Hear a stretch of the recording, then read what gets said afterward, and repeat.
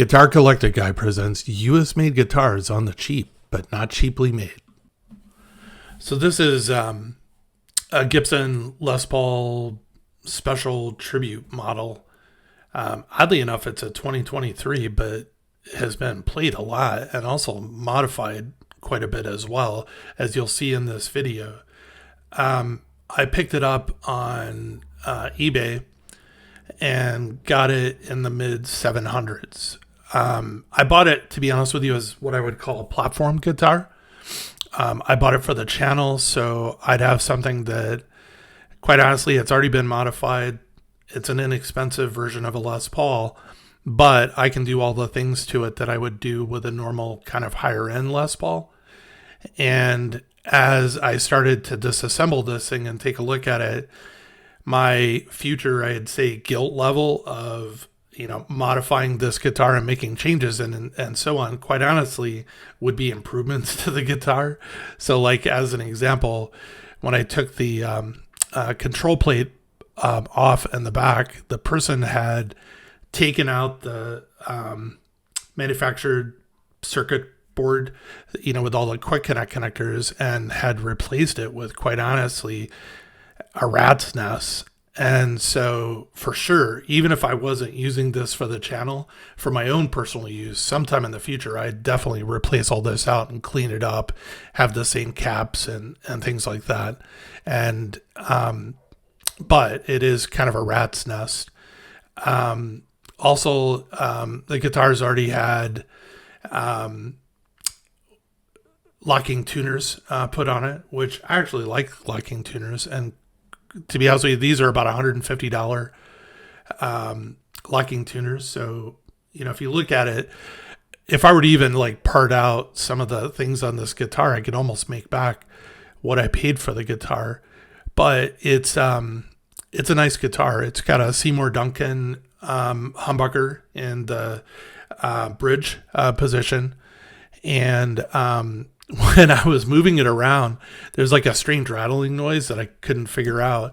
It didn't seem to be anything inside of the electronic cavity.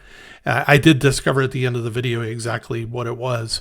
I happen to have an extra brand new pickguard, and this had a lot of play wear on it. And so I just decided to just swap them out since I had one, and I'll toss this off to the side and maybe use it in a later project. And, on this guitar, basically what I did was just kind of maintenance on it and get it ready for play and doing things on the channel with, by conditioning the fretboard, just kind of general once over, making sure that everything's functional, everything's tight, and so on.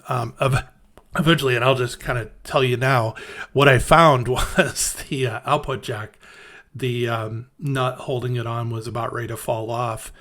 And I ended up having to tighten that, and the noise went away. Then I also discovered, and luckily I hadn't put a strap on it yet, but the strap nut by the neck was just literally sitting in there. The screw was so loose, and I'm probably gonna have to do a repair on it, and because I don't think that the screw is actually holding it in. So I kind of am nervous about putting a strap on it. But overall, to be honest with you, these are things that are simple repairs that probably any of us can do that are watching the channel. And, spending $750 on a guitar like this is a good investment. I mean, there are folks that, buy really high-end Les Pauls that'll look at this guitar kind of in a snobbish way. We're thinking that, it's a piece of crap, but it's really not. It's an American-made guitar.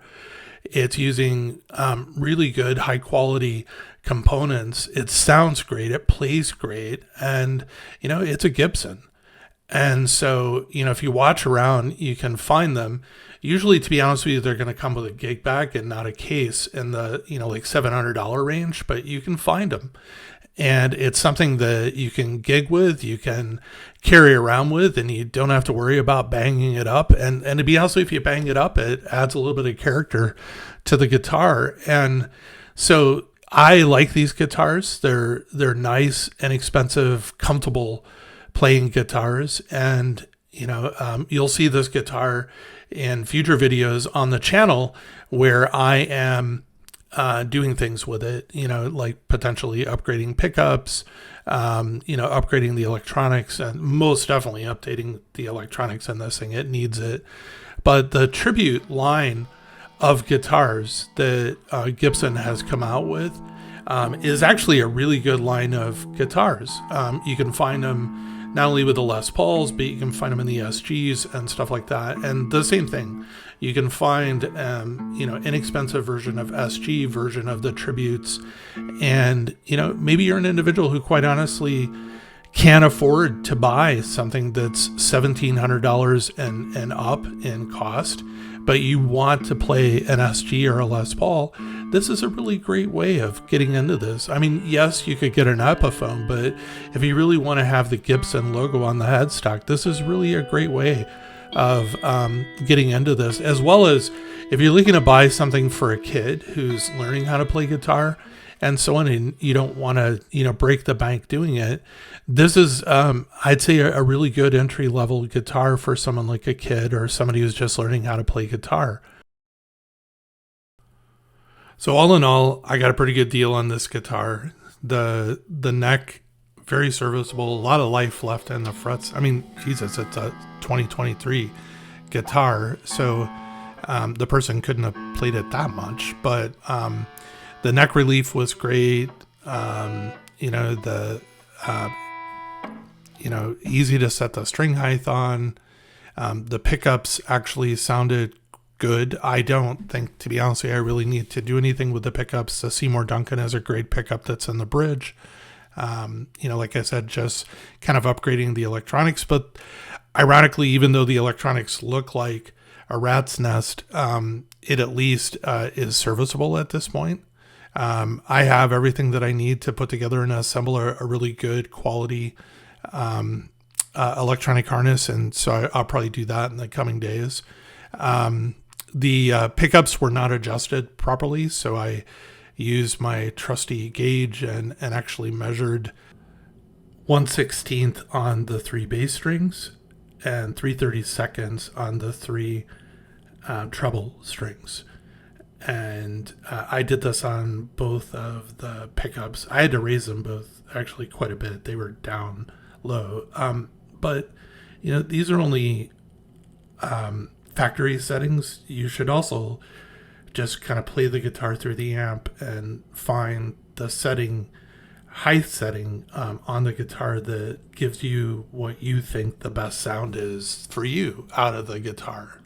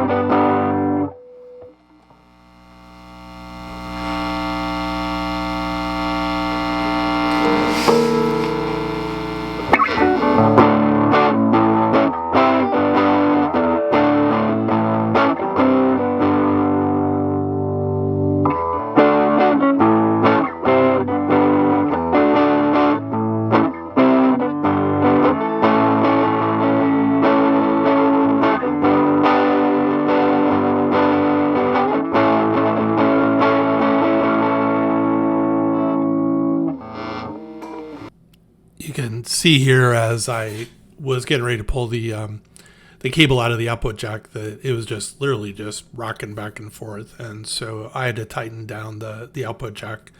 It was about ready to fall apart. The other thing I discovered, as I said before, is the strap peg on the near the neck was falling out. I'm gonna have to do some repair work in that, where I put like a dowel and some glue in there so the screw holds better before I really feel comfortable with putting a strap on the guitar and have it actually supporting weight. I don't want to drop this guitar and snap the headstock off of it. I also then, and should have, at the beginning, I just went through and kind of made sure that all of the different screws were tight, that should be tight on the guitar, and kind of walk through, the tuning pegs and so on. And you'll see that I'm doing that. Overall, again, this is a good deal. Keep an eye out, make sure that it's a reputable seller.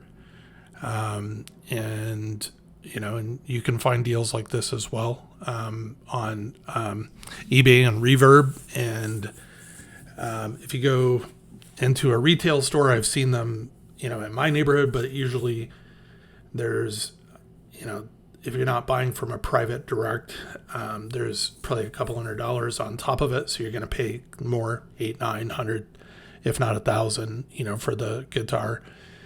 And, like I said, it's a nice addition to anyone's collection, and a nice guitar to play and take out and do stuff with. So thank you. If you like this video, click like, subscribe, and notify. Thank you for watching Guitar Collector Guy. Really appreciate you being here. Hope you come back and watch more. If you like this video, click like, subscribe, and notify.